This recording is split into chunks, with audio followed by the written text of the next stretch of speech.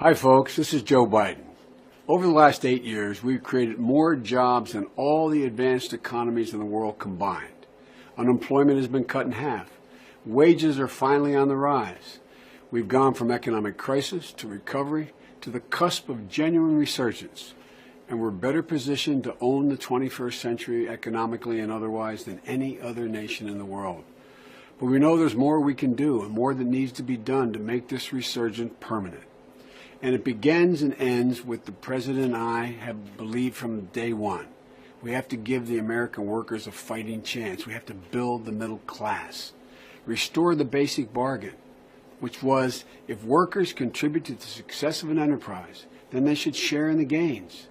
We have to make sure that everyone who's worked hard and played by the rules has a real shot at getting into the middle class and staying there. Over the last 8 years, we've worked with Congress to try to do all those things. Every worker in America, more than 160 million, got an average payroll tax cut of $1,000 per year.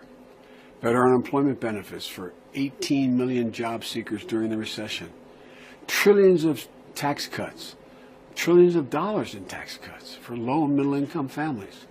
And when Republicans in Congress didn't act, we used our executive authority to, one, extend overtime coverage for over 4 million workers, boosting their wages by $12 billion over the next decade.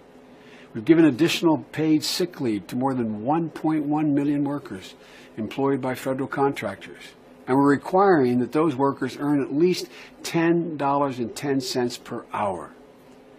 Help to close the pay gap by fighting back against pay discrimination, making salaries more transparent so employees know what others are making doing the same job. We've closed the pay gap between men and women by 10%. Not nearly enough, but it's a start. We also called on cities and states to act across the country, mayors and governors leading the way to raise the minimum wage. Since the President's call to action to increase the nation's minimum wage back in 2013, every state from my state of Delaware and 18 others, 55 cities, have raised their own minimum wage, from Alaska to California, Nebraska to Florida. Workers now have a shot at a paycheck they can actually live on and get out of poverty. 7 million workers have seen their wages rise. Earlier this month, 4 states, Arizona, Colorado, Maine, and Washington, in this last general election, overwhelmingly passed minimum wage increases.